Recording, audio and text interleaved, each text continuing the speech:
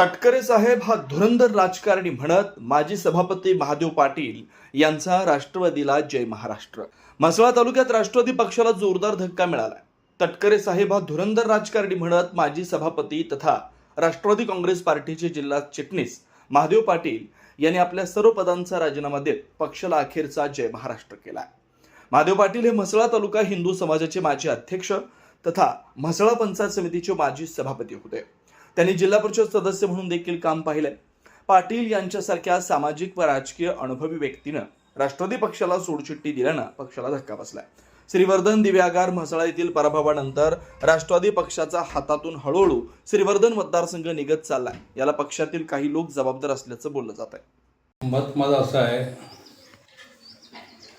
तटकरे साहेब हा धुरंधर राजकारणी आहे. प्रत्येकाला कुठे ठेवायचा त्यांचा हातकाड आहे आणि त्याबद्दल मला काही त्यांना दोष द्यायचा नाही. ते त्यांच्या ठिकाणी बरोबर आहे, मी माझ्या ठिकाणी बरोबर आहे.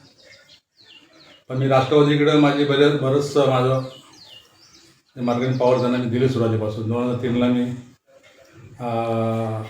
कोलाड या ठिकाणी ते राज्यमंत्री होते, तेव्हा 10 सरपंच करून प्रवेश केला होता.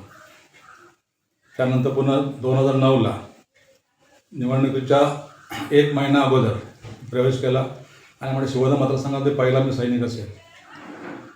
त्यानंतर काम केलं. त्यानंतर मला सभापतीपद त्यांनी केलं.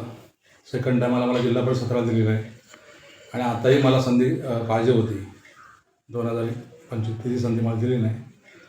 आणि निवडणुकीच्या प्रक्रियेमध्ये आता जे पंचायत जिल्हा परिषद झाल्या त्याच्यामध्ये मला कुठेही सक्रिय त्यांनी आतमध्ये केलं नाही किंवा मला त्यांनी कुठे माझ्या अविश्वास दाखवल्यासारखं केलं. मला मी काम केलं आणि इथं लोकल कार्यकर्त्यांनी की पाटीलसाहेबांनी काम नाही केलं आणि मी 3 महिने व्हायला आले, कधी संपूर्ण नाही केला.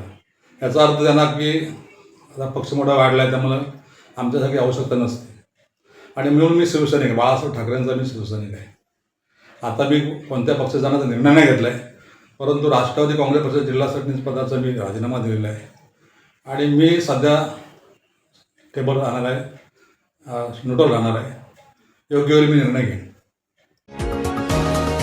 तुम्ही पाहत आहात विस्टा न्यूज मराठी.